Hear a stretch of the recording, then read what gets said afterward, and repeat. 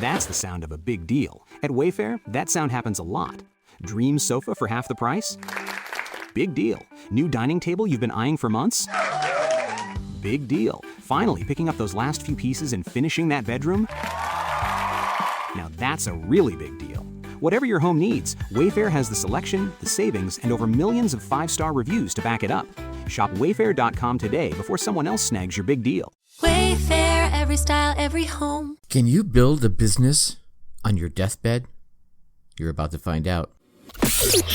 Welcome. Okay, here's the question. Serious? How are we dark horses? You know, the ones everyone is betting against, the ones they don't expect to win, place, or even show on the track, and they'll even laugh on us when we talk about trying.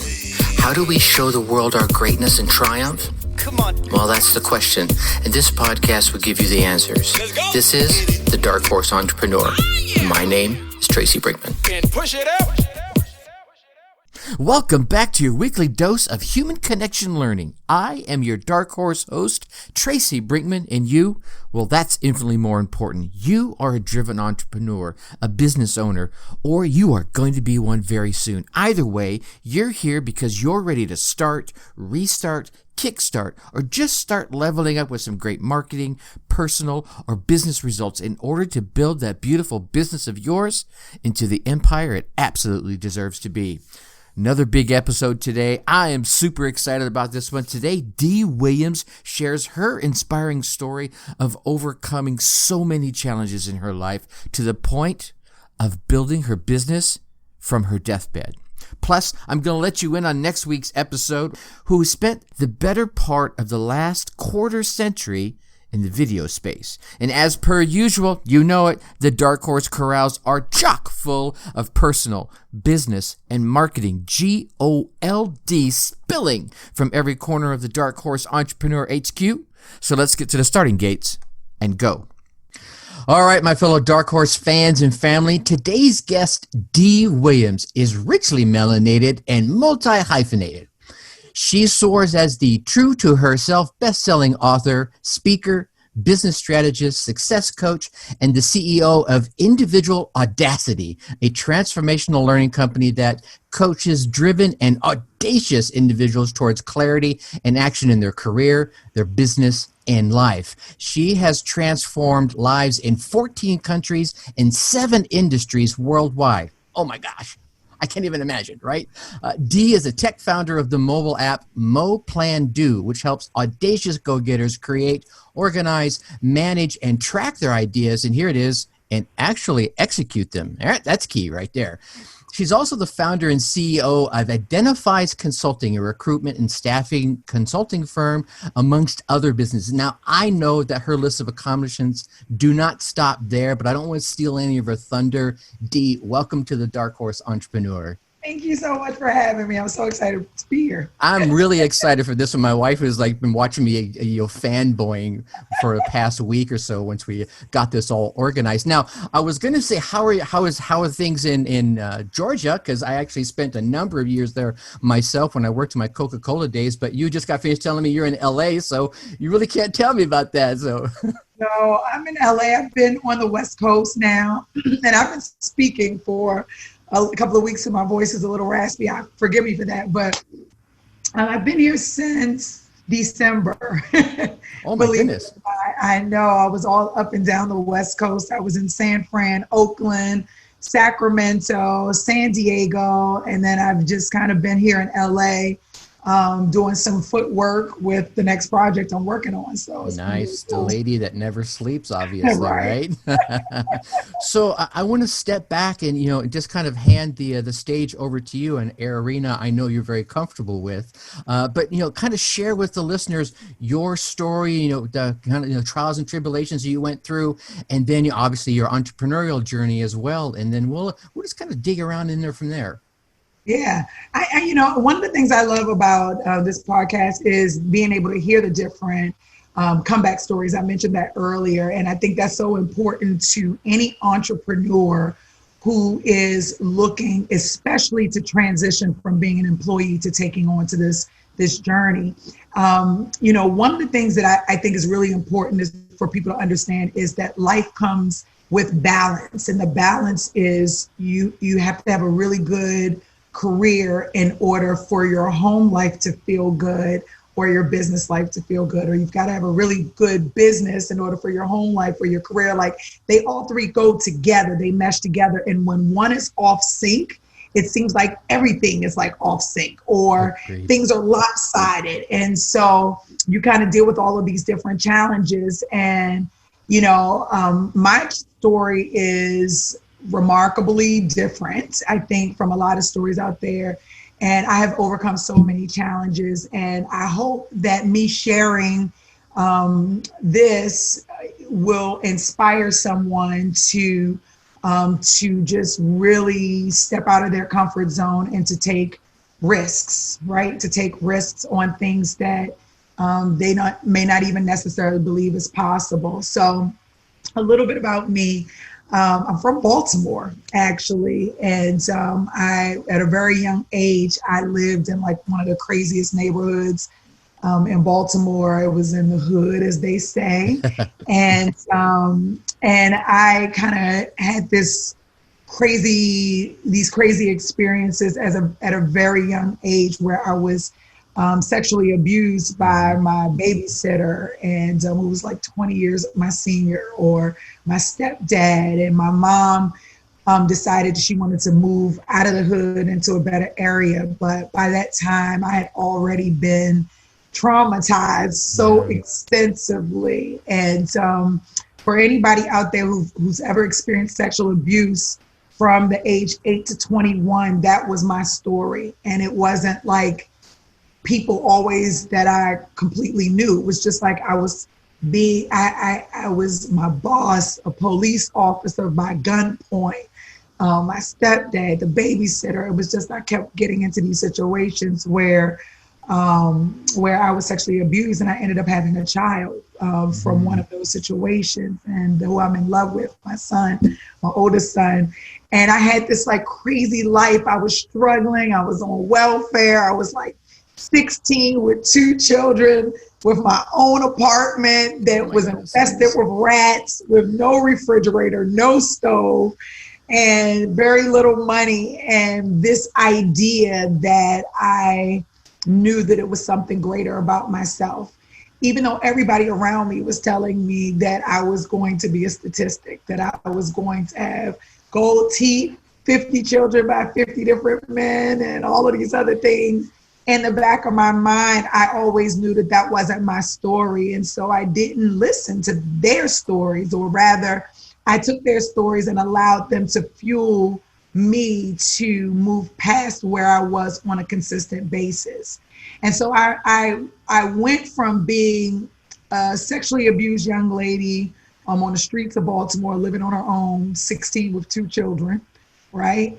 To being, earning more than 7 figures, running multiple cereal businesses, my children being absolutely amazing, living the life. Like, I've been on the road since December, right? So like living this dream life, it's just definitely been something that you could not possibly even imagine. I've had, a cancer situation, which I'll get to in a second, where I've overcome that as well. And, what I want to say to you all is just like, life happens, and it's like something you really can't stop. But what you can do is embrace every situation and embrace every day and see what you're meant to learn from it. And I think that when you go through things, it really defines your character. It defines who you are. And it also tells the universe, like, I'm willing to sacrifice. I'm willing to feel uncomfortable. I'm willing to take this L for a moment, because I know at the end of the day that, like, I'm really going to pull through this. I have that. I believe that. So bring it on. Let's get through this so we can get to the good stuff. Nice. And really, that's kind of how you have to see life. So I got to tell you this. In 2011, so right before 2011, I guess 2 years before that, I had quit my job and started a business, started a staffing agency, and it failed miserably. And I got really, really, really depressed. And I decided that I was not going to be an entrepreneur anymore, that I was going to be an employee, and that I was going to go and work a 9-to-5 again. And so I moved from Maryland to Georgia, and lived off my savings for a year with my kids, completely depressed. And until I was down to my last $5. And I was sitting with the kids in the back of the car. I was at Walmart's parking lot crying. And my phone rang, and someone who knew me from the Maryland area, knew how great I was as a recruiter, said, I've been stalking you secretly. I know you're in Atlanta. I have a role. I'm sure you're not interested. I said, I'll take it. And so he's like, for real? I was like, for real. So within a week, I had the job, and I worked this job for about a year, depressed. Like literally almost came into work every day in my bedroom slippers, like so depressed, because I knew I wanted to be an entrepreneur, but I failed, and I didn't know how to deal with the failure of my business. I didn't know how, my ego didn't know how to deal with the failure. And everybody has already like pegged me as this, as a loser, right? So I felt like even though all the things that I had accomplished, failing this was what it meant that I was a loser. That's what I felt like, right? And so it was crazy, because I'm like, depressed. I'm going to work every day, and I'm making this company millions of dollars. Like I'm killing it in my role. And the guy that I worked for at the time was so racist. Like he just did not want me to win. He didn't care that I was making the company money. And he was just saying really nasty things in my face and behind my back. And I was so depressed, I just didn't notice. But interesting enough, my peers who did not look like me noticed. And they loved me so much that they felt like it was an injustice. So they spoke up on my behalf, but I was so depressed. I was like, I don't care. And so one of them actually reached out to a recruiter and said, you should hire this girl. You should get this girl a job. She's amazing. This company doesn't deserve her. So the recruiter called me. I told her I wasn't interested. She called me back. She said, you definitely are interested. Just give me a chance. So she set me up with the interview. I went to the interview like a bum. Like I didn't even have a jacket on. I was like leaning to the side. I just wasn't.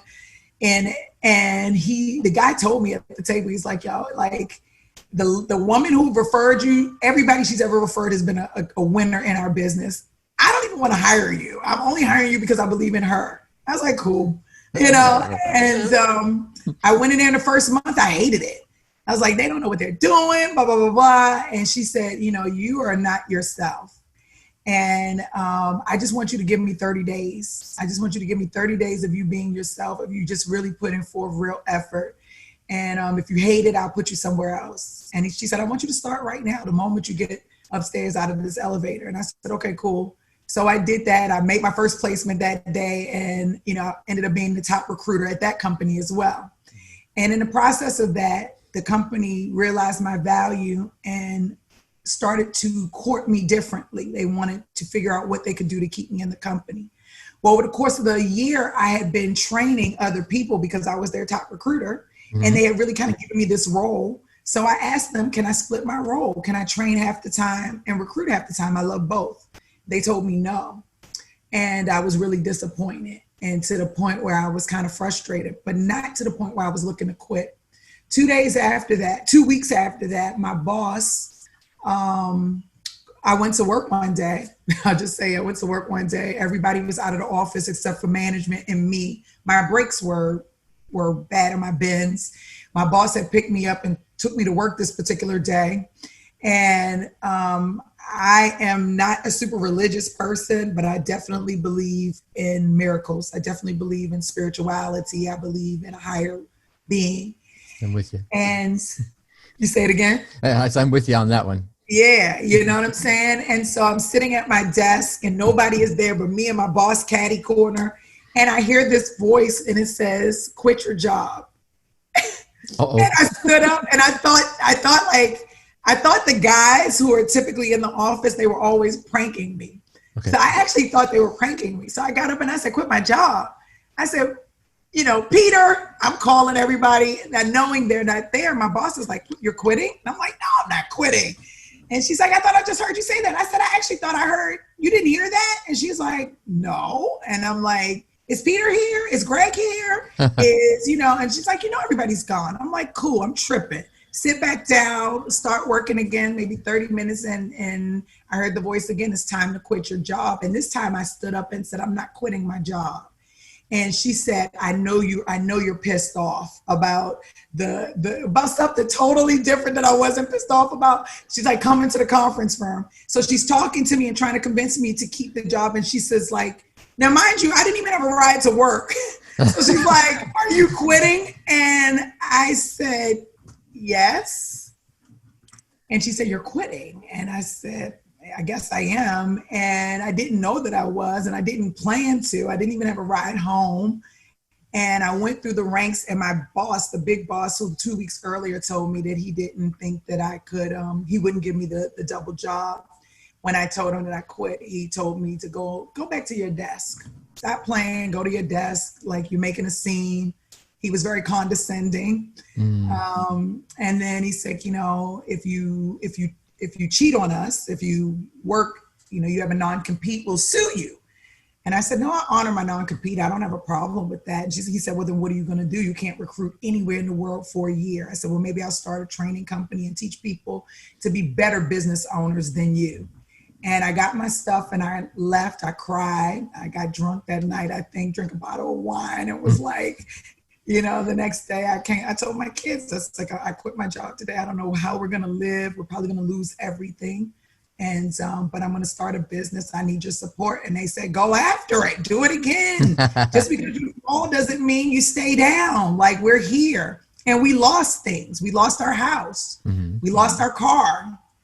We ended up moving in with a friend of mine for 9 months while I built the business and lived through my non-compete. And I went through those things and I failed and I hurt my family, I feel like, in some instances. But my kids were so supportive and I was supportive to myself. Like, everything is not always going to be easy. Some things you have to make that sacrifice in order to see what you want. Sometimes you got to take a step backwards to move a step forward. And I totally understood that concept. And I was willing to take every loss. And I took a lot of losses. My little mini mansion, I cried when we left it. My little bin, I cried, right? But I got all those things back and 10 times better, right? And I'm living a much better life, a more secure life. So that's my background, my story. And, I came into this with the mindset to help create new business owners, to be honest with you, was to create a group of ethical business owners and show them how to do the business better than the company I was working for. That has evolved into things that I can't even explain. I've impacted so many lives. It's just such a remarkable thing. After I quit my job a year and a half in, I was diagnosed with cancer and told that I would not even live to see 2014. My mom moved in with me, get my will. It's time to prepare for your funeral and die. And I thought, you guys are effing crazy. Right. Wait, you are about to talk me into preparing for my death. Like, that's not happening. And so I told them, if I have cancer, that's cool. I'll do whatever you all tell me to do. You just can't use the word cancer, because people think of that as death, and I didn't want that floating over my head. So sure. Call it whatever you need to call it. You just can't call it cancer in front of me. And everything you could possibly think would go wrong. I was on bed rest for 3 months, couldn't move. I could not travel. So I started training individuals and starting staffing business. That's how that part of my business model came to light. On my deathbed, I literally built my community. I rebuilt my business. And that was my driving motivation to live. My children were my driving motivation to live, but I knew I wasn't about to leave this place without leaving my mark. And I decided that was going to be my truth. I'd also pretty much told God, I ain't about to go, so figure it out. It's not that time yet.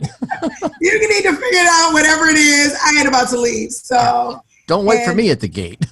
Don't wait for me. And so like the day, like I was in just the middle of the week and they called me one day and was like, your blood work came back. I think we can do the surgery tomorrow, but it has to be tomorrow. And I was like, okay, great. I'll come in tomorrow. 2 hours later, my insurance company said, we've canceled your insurance, so you can't do your surgery. And so I called the hospital. I said, they canceled my insurance. They said, do you want to live? And I said, I do. They said, be here tomorrow morning. And so I came tomorrow morning, and I am here to tell this story today. And so I resonate with the messages that flow through this community, because a lot of times we have issues with our family. We have issues with money. We have issues with our boss. We have issues with, so many different things. And we allow those things, even our health, we allow those things to be an absolute excuse as to why we cannot do what we are meant to do, the reason that we're really here. And I love the story that Chadwick Boseman left. Like, he worked to his very last day and never told a soul that he was kind of struggling through this. And I love that, because it's like, why do we have so many excuses out here? Hello. There you go, right? Let's start with that. Everything is doable. Like, what do you think? I mean, what are your thoughts? I totally agree. I think unfortunately our society has made it so easy to have excuses, right? Oh, well, I actually gave an example just the other day on a previous episode where, kids could say, if we talk about college for a minute, oh, I didn't study until last night, and then I jammed, a whole semester worth of studying into one night. Well, it's no wonder you failed the test. And that's kind of, like people are like, oh, well, you did all your studying last night. Well, you did have the whole semester to study. So we've got to reclaim that in how we, engage each other, right? It's not just, a parent talking to their kids or, a friend to friend. It's like, good dude, Dee, why didn't you study the whole semester, and then not take that whole excuse for a reason. It's like, nah, let me help you up. You and I are going to start working together, and I'm going to study with you, and you're going to help me, and the whole 9 yards. And I think everyone has just let excuses become a part of their norm. And the thing is that we're moving into the society. I was just telling two young ladies a couple of weeks ago. This is so interesting. One of my former accountants sent me a text message the other day, and it was like someone talking about astrology, and they were saying how Aquarians are always slept on.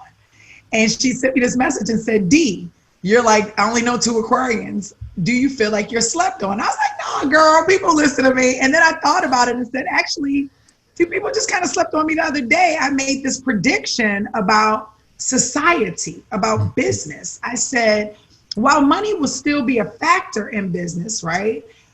People are becoming we are in a more sensitive society. Mm-hmm. And so the idea of doing business in that ruthless manner is going away. Mm-hmm. Like, it's more about serving. It's more about meaningful connections, meaningful products, meaningful brands, meaningful communities, meaningful relationships.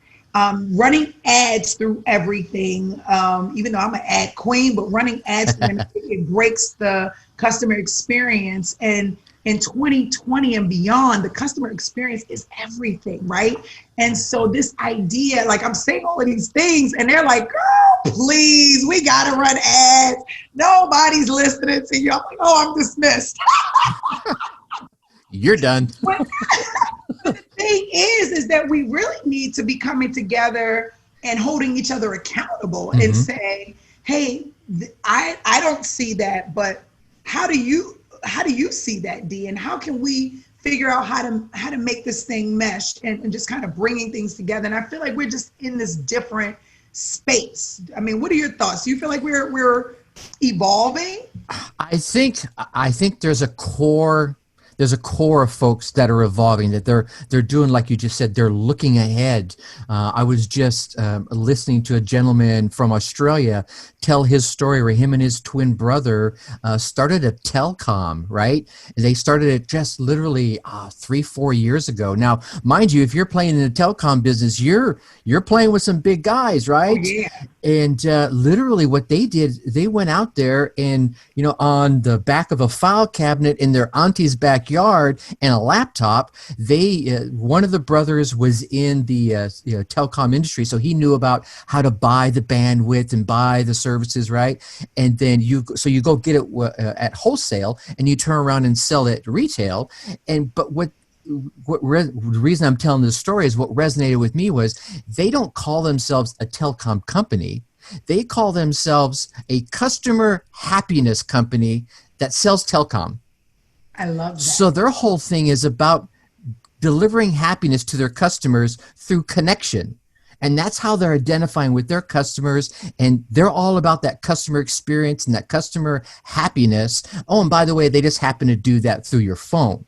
Okay, well, that's cool. I was like, all right, that's a completely different spin. And they're actually, I believe their company was called Let's Be Mates. They're from Australia, so mates is a buddy. So let's be mates. Yeah. I'm like that whole branding. It just all resonates, and they're giving these guys a run for their money, and they're doing good. I think last year they turned $40 million, and they're only 4 years old, so they're doing something right. So I totally believe what you're saying is that those folks that start focusing on delivering a value and engaging the consumer to make them smile in whatever method they do that is definitely going to be a win, whether they're doing coaching or selling telecommunications. Yeah. And the thing is, same young lady I was talking to this morning, as she says, I don't know how do we get, because she's now transitioning into the coaching space. Mm-hmm. And she feels like she's hiring small businesses. She wants to support small businesses to grow her small business. And in the process of hiring small businesses, she's found two types of business owners. One who takes your money and doesn't deliver. Mm-hmm. And one who takes your money and over delivers. And she was trying to figure out, like, how do I decipher who I'm getting when I'm making my money? And I told her I had figured this one out. And it is the level of interest that the company, the person that you're talking to in the company, is the level of interest that they have in your product and brand. That defines how they connect with your brand. And she was like, that makes sense. Mm-hmm. Because the people who didn't ask me many questions, they took my money, they were in and out. Yeah. But the young lady who was sitting in there like, okay, tell me a little bit about your audience. Tell me, how do they feel? What's their goal? What's their mission? Tell me about you. Why are you doing it this way? And really giving me positive feedback and negative feedback. Right. Those are the companies that are over delivering. And she's like, I want to support small businesses who have the same values, the same goals, the same character, the same mission.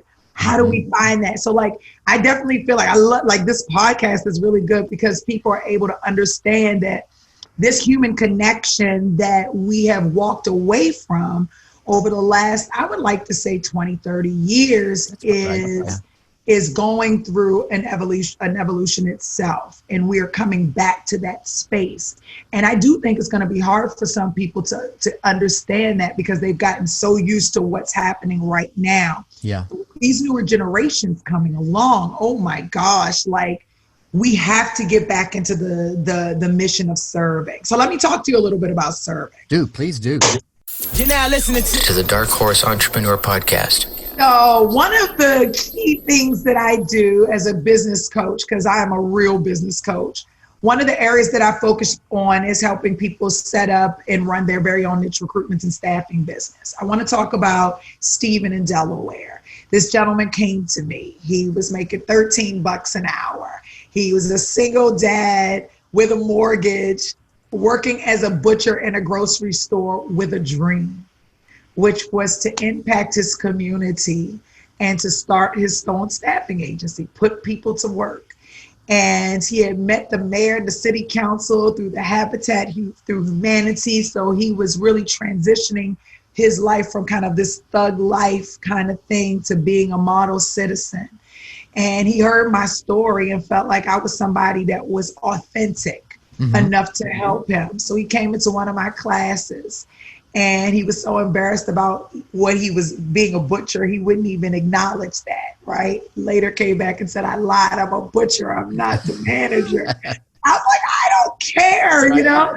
And so he went on. This guy has made over $1.5 million, I would say, in the last year and a half. He has put so many people to work in the mental health space. It's crazy. He is impacting not only now Delaware, but he's now expanding his business nationwide. He tells me every day, he sends me messages all the time, and like, you're the reason that I'm in this space. That's serving. That is serving, being able to see someone go from A to B. Or the young lady, Nicole, who's a nurse, who was dealing with kind of issues within her job. She was working 2.5 jobs when she came to my community and really wasn't physically healthy. She wanted to place nurses into roles. She wanted to still be a part of the nursing community, but she didn't want to do bedside stuff anymore. So she started a staffing business, and she worked. She told me, she said, she would come to the coaching meetings. I was like, where are you at, Nicole? I'm in the closet. What are you doing in the closet? She's like, I'm hiding from my boss. I'm working my business. And she did that until she didn't need her part-time job anymore. And then she kept doing it until she didn't need her full-time job. And now she bills out like $50,000, $60,000, $70,000 a week, putting nurses into jobs all across the country. Like, I'm talking impacting, serving, right? Yes. These are the types of entrepreneurs that the world needs, and that I am on a personal mission to help groom, to identify, to help groom, and to help create some true leaders that are passionate about the people, that are passionate about serving, but also leaving a legacy for your family. We all deserve that, right? That's right. So doing that simultaneously.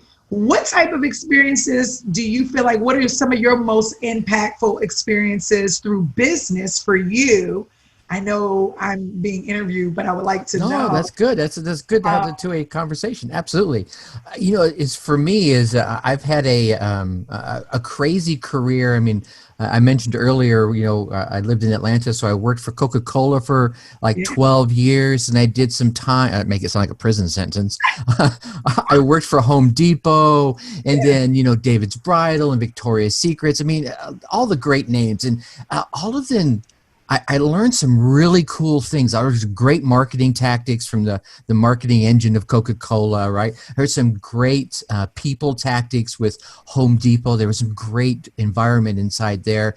I learned a lot of things, a lot of nuances about marketing and websites and the whole 9 yards when I was at David's Bridal, because they were showing they had so many dresses out there. And then it was like, okay, well, this has got the heart, on the front, and this is the mermaid, and that's the princess, and you're looking at all these different factors. So it was all these different nuances, but all the ones that seemed to resonate with me were the ones that were like, we're here to deliver to the customer. And one of those was a luxury brand called Frontgate, and they really focus on interior and outerior decorating and furniture to high-end folks. And we're talking folks that got $1 million homes and more, and a lot of their customers were names we would all recognize, right? A great example is one of their back outdoor furniture sets would run you about $10,000. So someone that can afford that, right? They're looking for quality and, as well as some aesthetics, a nice look in the whole 9 yards. So they went out there and they went the extra mile, and they even created a white glove service. So it's like, oh, well, we're going to deliver this outdoor furniture to your home. And they're like, they don't want to unpack the box, and, they may have people to do that for them. Or you could just say, well, how about we do that for you? You don't worry about anything. You have furniture there. We'll even get rid of that furniture or move it wherever you want. I mean, like you were saying, they over delivered. Now, mind you, it was a high-end customer who expected that. Well, they started a sister company who was more targeted towards the me's of the world, the folks that don't have millions of dollars. You know, they're comfortable. You know, they have a nice home and a good family life and all 9 yards. They like to have some of those luxuries, right? Yeah. Just don't want, you know, they can't afford $10,000 to pay for them. So their sister company targeted the same kind of product, but they figured out a way to step it down where it would be towards you and me, but they still came at that same angle of, I want to over deliver to you. So I'm going to give you this $1 million look, you know, for $250. Right. I love but that. It's not going to fall apart. You know, you can get the $250 product, but generally it's not going to last very long, right? Oh, yeah, 6 months. But they exactly, but they figured out a way where they could go overseas, get the product made and brought over here, and it would last. And I'm like, okay, that's the kind of company I want to resonate. You know, I resonate with, because they weren't just, like you're saying, they weren't just getting the money and they're out of there. They knew that if they delivered to you this time, you'd be back again and again, and you would tell your friends and the whole 9 yards. And those are the kind of folks I love working with, because it's more than just making a sale, right? Yeah. You're engaging with another human, right? Yeah. I think one of the a more recent story, and then I will shut up and let you go on, is a gentleman named Zachary Babcock. He got out of prison. He did a 5-year stint in prison. And of course, after he gets out of prison, no one wanted to work with him. He was trying to start his own company. Everyone was like, you know, and when I say he got out of prison, you would look at him, you'd say, yeah, you just got out of prison. I get it. I'm going to put you in that box in there, right? You know, the tats, the whole 9 yards. And I have tattoos too, so I'm not stereotyping, but if you were going to, that's what he looked like.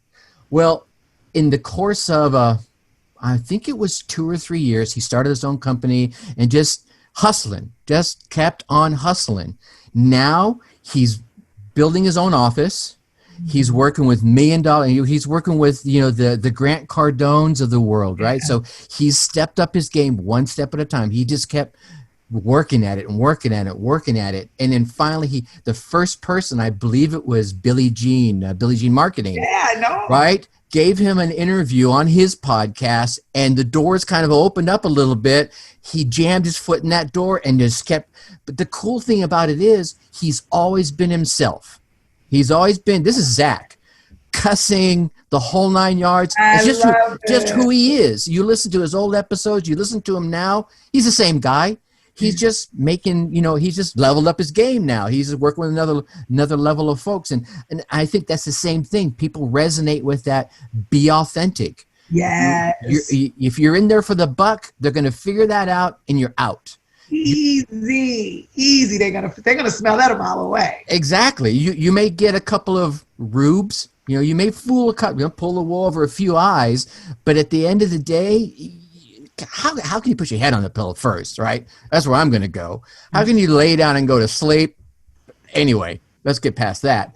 But afterwards, they're going to be like, I'm never buying from that guy again, and they're going to tell everybody. It's so interesting because it's so interesting that you even mentioned that, because I just had recently a situation where a young lady paid for my coaching services and my one-on-one coaching services. And in the middle of our coaching, she started posting how to start a staffing business.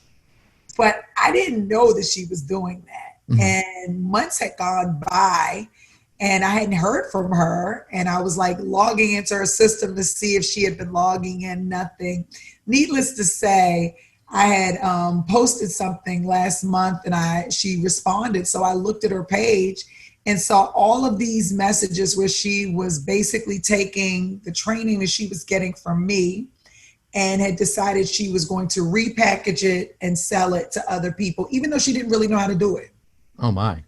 She didn't even know how to do it. That's why she had hired me. So she's going to repackage it and sell it. So, and I told her, I said, you're a very horrible person. I said, I built this business on my deathbed. Mm-hmm. So the fact that you would pay me I said, if you would have even just came to me and said, Dee, I want to be another version of you, I probably would have been okay with that. But the fact that you were sneakily, nastily going behind my back and do it like, this is great. So you're going to deal with that. That's why I have a great attorney, right? So you're going to deal with the people that are out there like that. And she could sleep at night. And this what made me say it. You asked, how could they sleep at night? She told me it's a doggy dog world. Oh my God. This is business, Dee. This is business. And I said, you're an unethical person. That was the worst curse word I could give her at the moment because I didn't want to give her any satisfaction of anything, right? Sure, right. But we're going to deal with those people, especially if you're good. If you're good, I'm good at what I do. I have great energy. I am authentic. I genuinely care about the people that I come in contact with. And my community, my income shows, the level of commitment of the people that deal with me, that shows. My community has watched me grow on LinkedIn. They watched me go from being a recruiter to being the woman that I am. People have watched me for years. So you will kind of get and find your tribe. There's always going to be somebody out there trying to take you down when you are so rich with goodness. When you are rich with goodness, people can't help but wanting to take from that. It's just like how you handle that. And I felt, I was definitely hurt, but I felt empowered.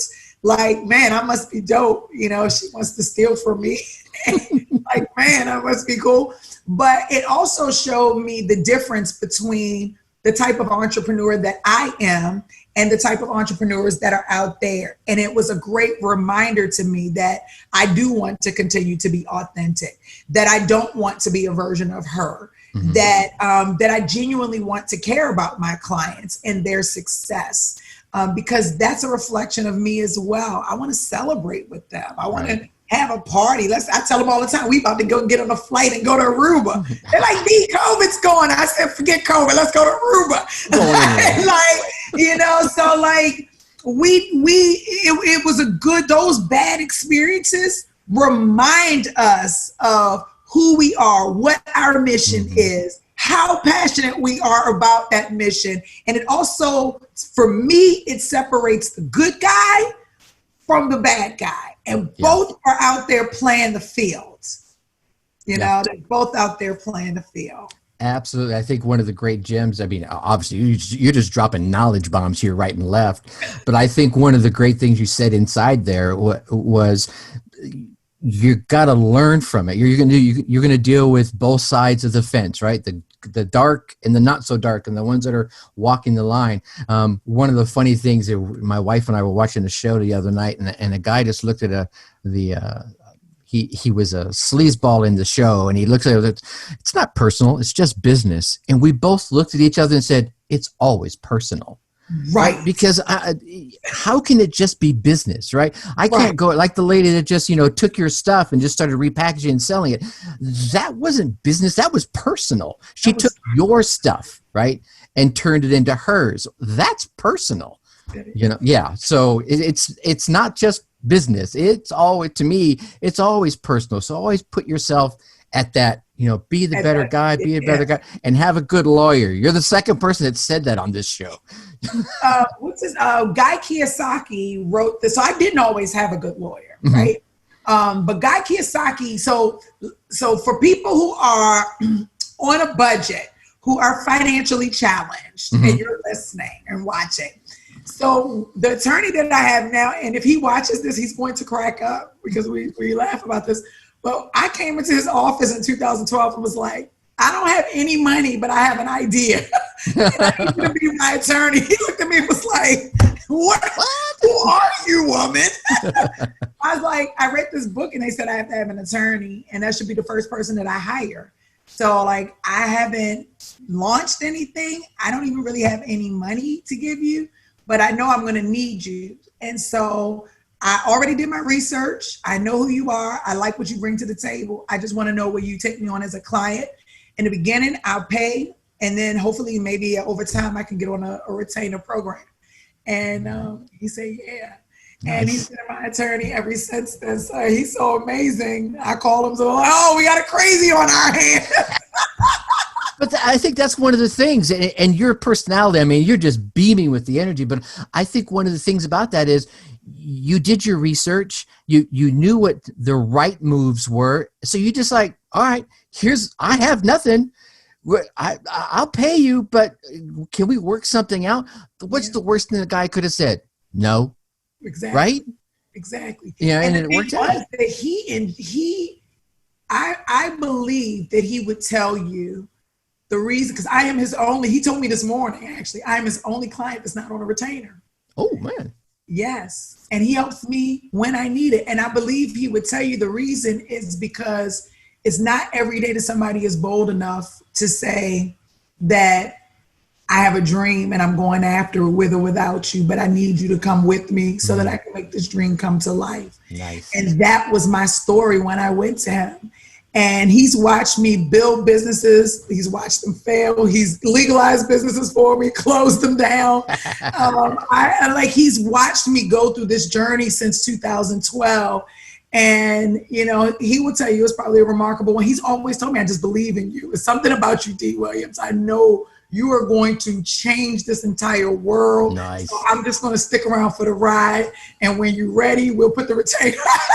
And then I probably could do a retainer now, but he's never, you know, he's just a good guy. But it's those relationships that you built from day one, you know, that make a difference. And that it grows. And he tells me, he says, I want to introduce you to this person. I want to introduce you to that person. So anyway, what I wanted to tell you was Guy Kiyosaki wrote this book that everybody should read. And it's called Something I Should Know by Heart. But I'm going to tell you in a second. But basically the book is about the top 3 people you should hire in your business before you hire any employees, your assistant, anything. Okay. The top 3 people you should hire, he said, is your attorney, is your lawyer. So no, it's your attorney, your accountant, and your financial advisor. And he's like, and I started reading the book, and I will tell you that he gave me a very different perspective about running my business from that. In that way, I did not think about running my business from the perspective of hiring an attorney first or hiring an accountant first. I want to hire my VA first is what I'm always thinking. Right. But you can't really get to the point of a VA, and you can't really get to the point of having clients unless you have a great attorney under your belt. So he wrote this book with like his accountant and his attorney and his financial advisor. And I think it's something about like the top 3 people that you should have on your team. I was looking on Amazon to see if I could find the book, but it's a really good book, and I'll definitely make sure I share it with you. Excellent. Now, you said something earlier. I want to loop back to real quick. Yeah. You're being bold. I can't imagine you're such a wallflower. You're sitting over there being so quiet. No, of course I'm being sarcastic. Right. But in your ability to be bold, does that mean you're not scared? Oh, I'm scared shitless. Okay, there it is. I think so many people don't know that. They think, oh man, she's so courageous, right?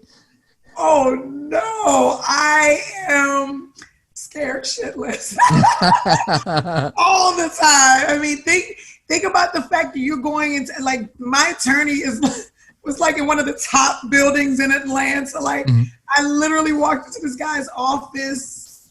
You know, some little chocolate chick from the hood in Baltimore, like, I'm going to hire you and I have no money.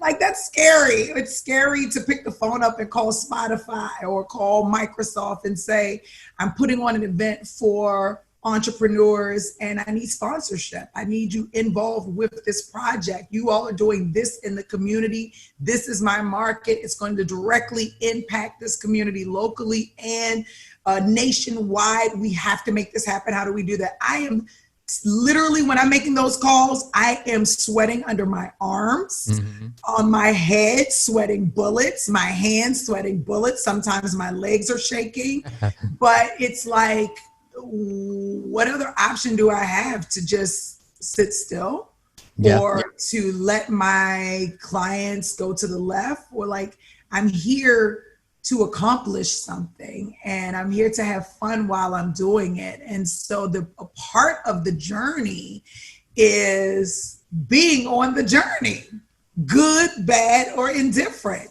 So I'm scared. I'm scared when I come on podcasts to talk. I'm scared when I go on stage in front of 5 people, in front of 5,000, in front of 50,000. Right. I'm scared. When I'm on YouTube, I'm scared.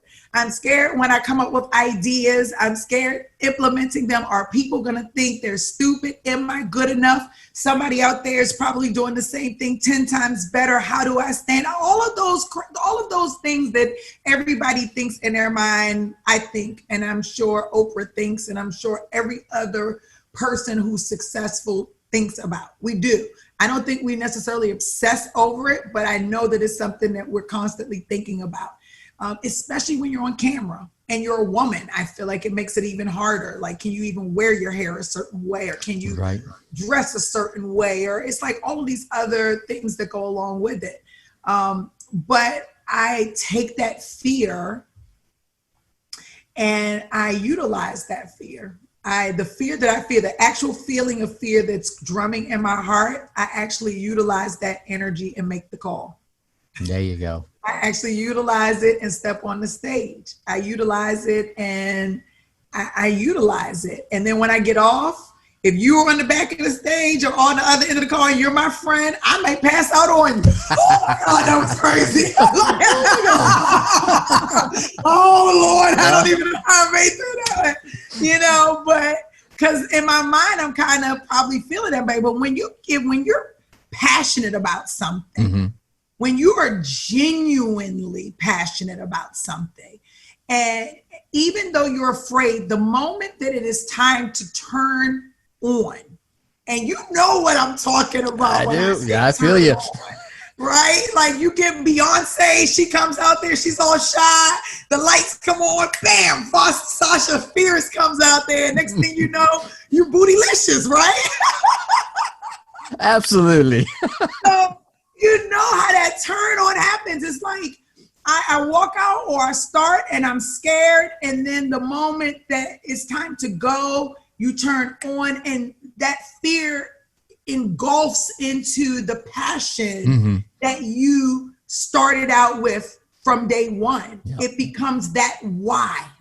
And if you can be vulnerable enough and authentic enough to tap into it and allow it to take over you, then everything that you desire for that task, whether you're talking to someone, whether you're writing a book, whether you're launching a new business, whether you're meeting your soulmate, it doesn't matter. It's going to engulf into something beautiful. It's going to engulf into something great, at least for a period of time until you screw it up. With your thoughts, you know what I'm saying?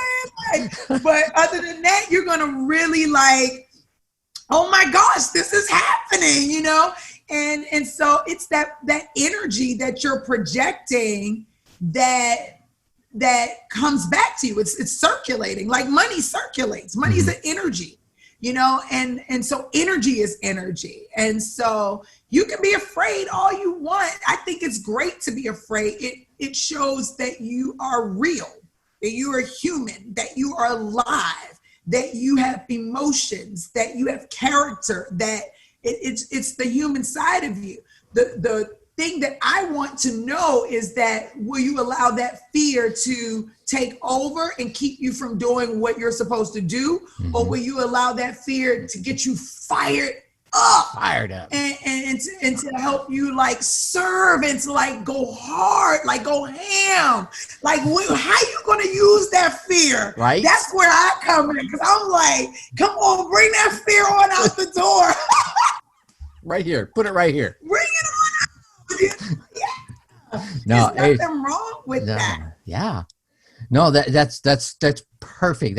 And I know so many people there that are up and coming, or maybe they're starting something new. They're they're contending with that. You know, I was actually chatting with a young lady earlier today, and she's getting ready to launch this podcast, and it's going to be epic.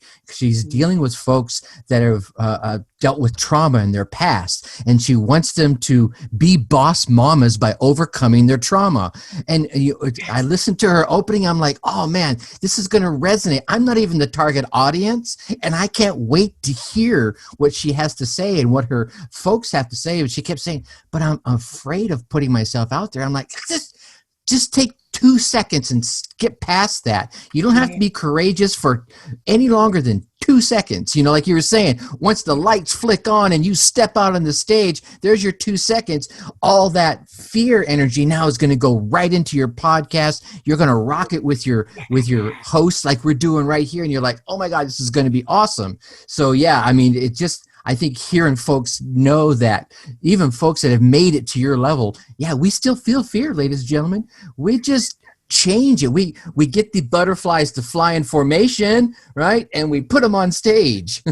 Yeah. And let me tell you, like, my insecurities have always been real. Like, I'm from Baltimore. I'm from the hood in Baltimore. I don't talk like it now. This is from years of transforming myself. But when I first started out, I sounded like I was from Baltimore in the hood. I sounded like that hood chick, right? So it took time to do that. I also, you know, there are always certain level of insecurities that you're going to have, you know. But those are the things I feel like that resonate with people the most. The thing that you are the most insecure about are the things that people will actually find kind of quirky and like, I like her for that. What's more scarier than telling people you got pregnant at 11 and had a baby at 12 and you're next at 15 and didn't finish high school, didn't finish 10th grade, lived on the streets with rats? Like, that's embarrassing. That's putting yourself out there. Yeah. Telling people you're sexually abused, that's putting yourself out there. And it's scary.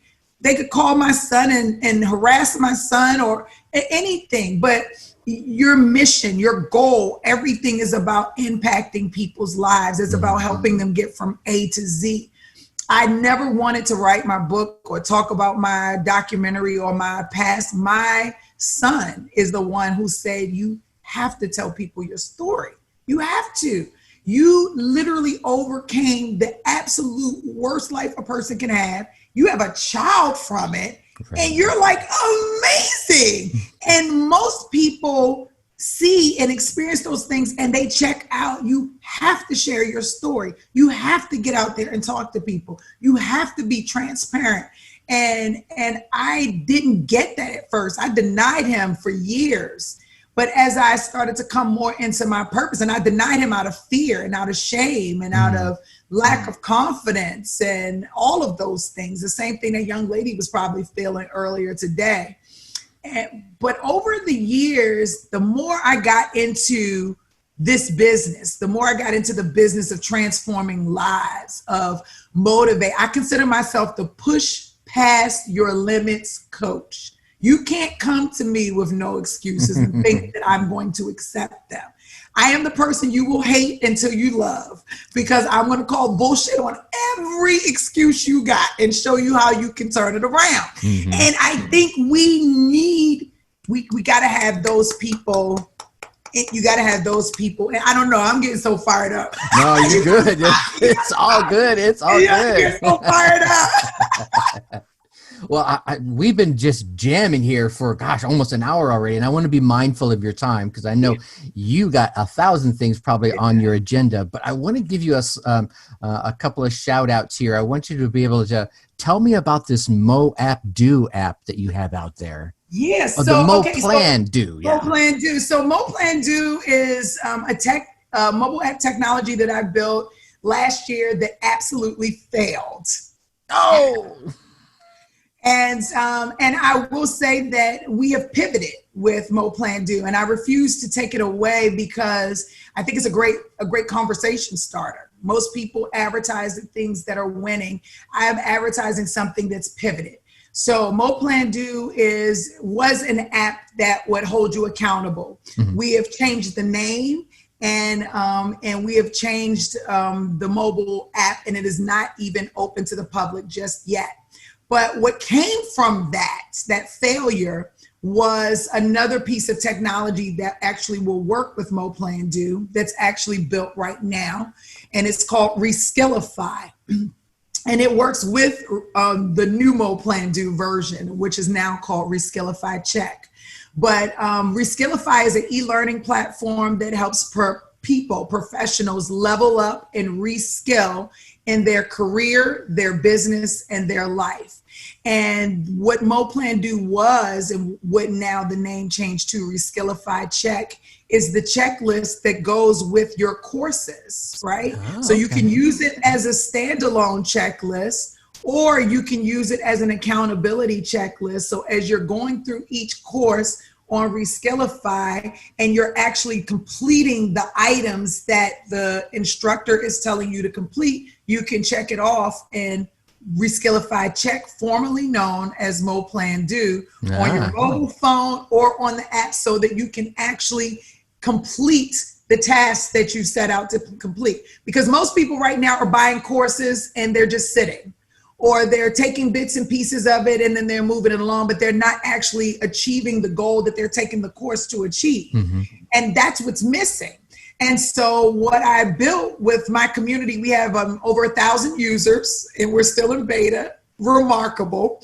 But what we've done is like, okay, now that you have the course material, how can we help you actually complete the course, but not just complete the course? If you're starting a staffing business, how can we make it so at the end, your staffing business is actually set up? Or if you're starting a podcast, by the end, your podcast is live. Like, I don't want to just take courses for you to learn. I think that is 1989. In 2020, you're taking courses to not just learn, but to actually execute. And I am an executor. So Mo Plan Do has been renamed to Reskillify Check. It is not live yet. It is still being built. Or revised, I would say, to integrate with Reskillify, but Reskillify is alive. I have not officially started advertising it, although I'm talking about it here on my podcast, because I want to be very transparent about failure and about how failure sometimes is not a failure, but it's just a pivot. And you have to just be open enough to see that it's a pivot and to pivot. Just do it. I like it.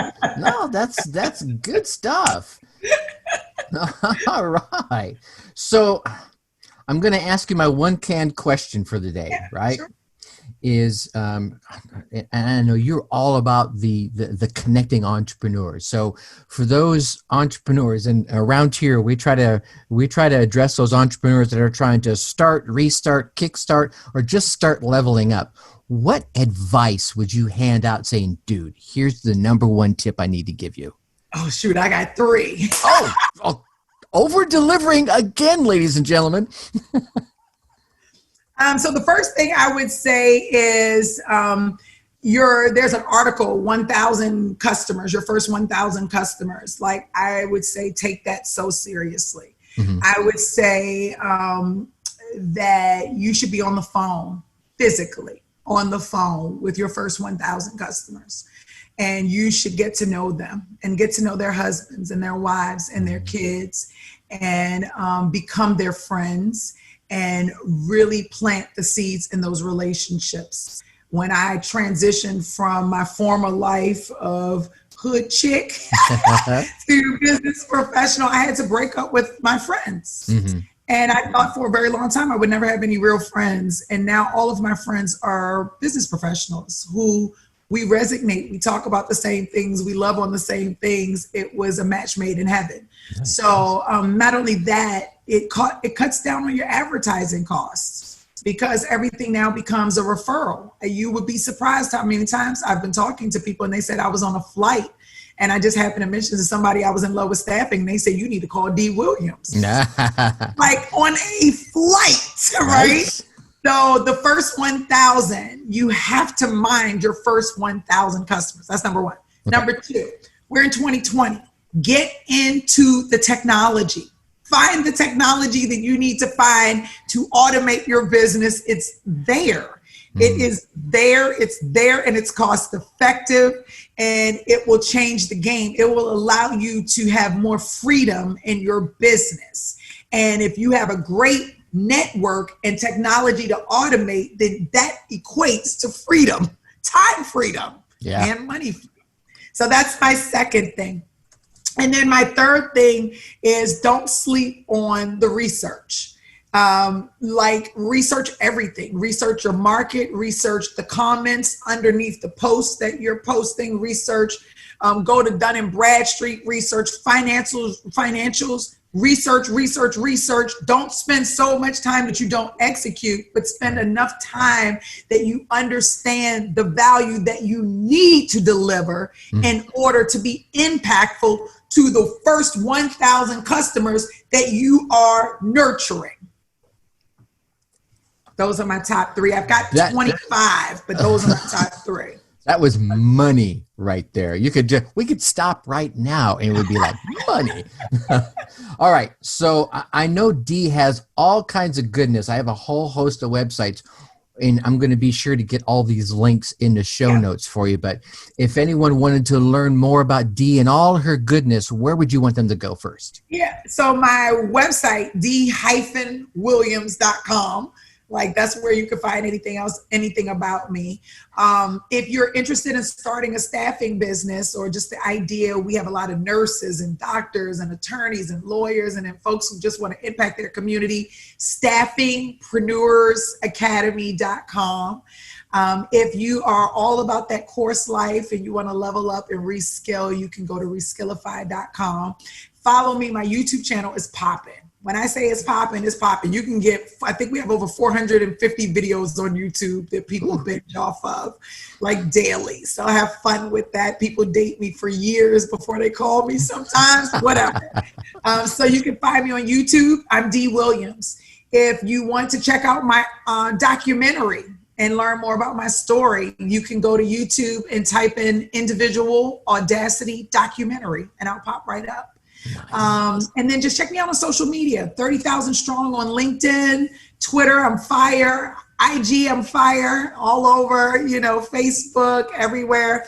I love people. My office number, 866-432-8801. Call the office. I'm here to get you fired up. I'm here to make sure you do what you came here to do. And I definitely welcome anyone who's serious and passionate about starting a business and scaling and leveling up in their career life or business.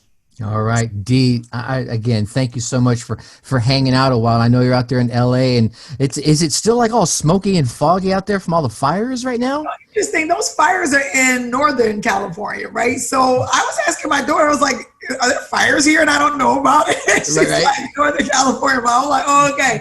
Okay. We are getting some like ash, like on the top of my car. You can kind of see but we haven't gotten the brunt of it here. I'm close to the airport. So we haven't really gotten the brunt of it here. Actually, the weather is absolutely beautiful. We're still in COVID space. Everything isn't 100% open here in California. But this is an outdoor city. So everybody is outside at the beach, hiking, biking, nice. With their masks on. It's beautiful. I just want to say really quickly, I really appreciate you allowing me to come onto this platform and to share my energy. It is definitely the highlight of my day today. And I hope that this is not the last time that I get to come and hang out with you, because I have so much to share. And I hope you'll come on my podcast too, because you're awesome. Well, thank you so much. I would absolutely love to show up there. And I was actually going to be asking for you to come back on here, because I know you've only scratched the surface of all your goodness. So we'll definitely be having you back. And we'll stay in contact. I'll hook you up with another show, and definitely come on there and share some goodness on your show as well. I love it. You're amazing. This community is so lucky to have you. Oh, thank you so much, Dee. All right, there we go, ladies and gentlemen. Dee Williams bringing the fire. Could you just feel that energy coming off your listening device right into your ear holes? Oh man, I'm just stoked from re-listening to it, right? All right, so here's the thoughts I came away with today, and there were so many of them, but I won't want to list 175 of them. I want to give you just a few to take away. Thought number 1, life comes with balance. Yep, you have to have a good home life for your career to be rocking, right? And that said, your career life is going to have to be in order for your home life to be rocking. And when one falls out of sync, the other is going to be impacted. And if it's not impacted immediately, then it soon will follow, right? That I can attest from experience. Now, as a follow-up to this, when you do go through some of the things in your life, in your career, or, in any part of your life, right? Be it financial or health or mental or whatever, embrace the situation. Yeah, you heard me.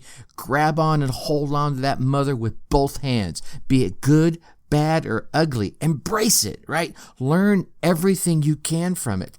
That will definitely define your character in the most positive and the most impactful way. Even when you fail miserably, your character can prove you through. Thought number 2. Now, Dee, like so many others, resonates with being a dark horse.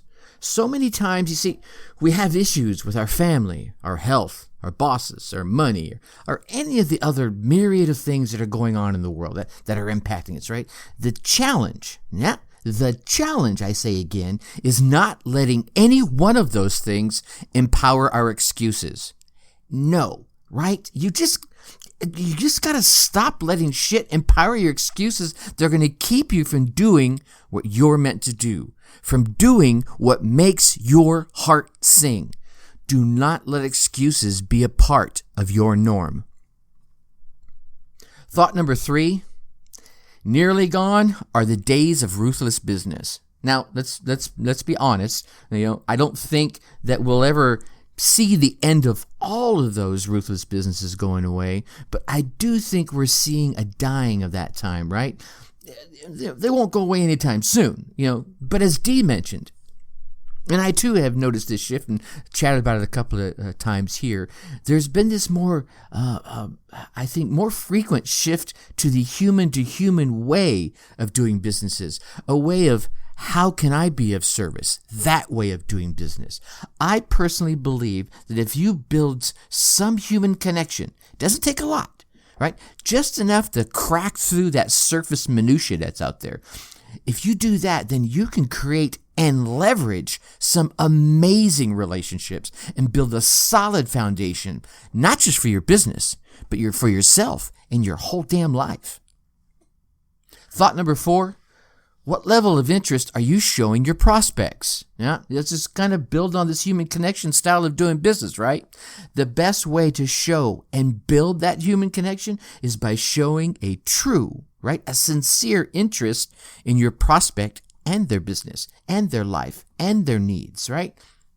See, we can all think back, if you're honest for a moment, we can all think back to one of those amazing business people that have come into our lives, be they a salesperson or not, but they came into our lives and they impressed us with the interest in who we were as people, as well as being interested in our business, and of course, how they and their services could help better serve our customers. See, they knew the value of building that human connection way of doing business.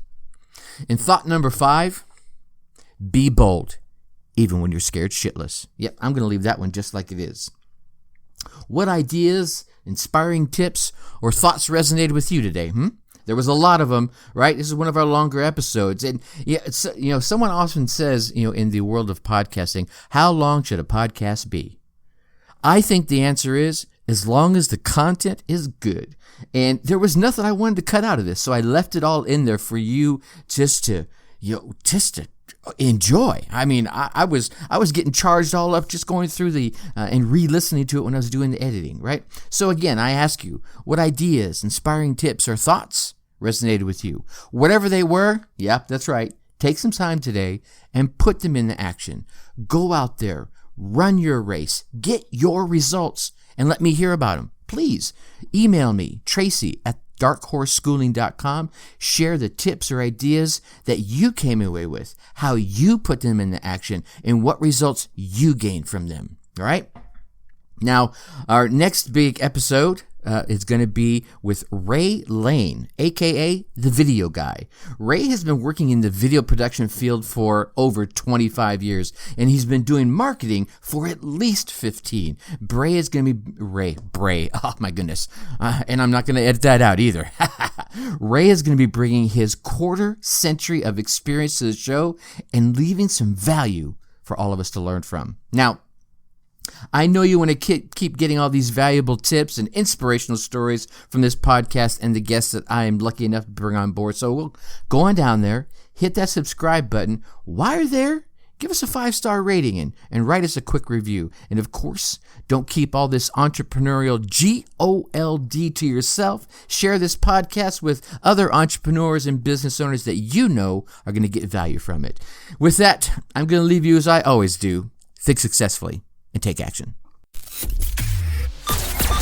Thank you for listening to the Dark Horse Entrepreneur Podcast. And you know this. Thanks for tuning in. Check us out at www.darkhorseschooling.com. All right. My name is Tracy Brinkman.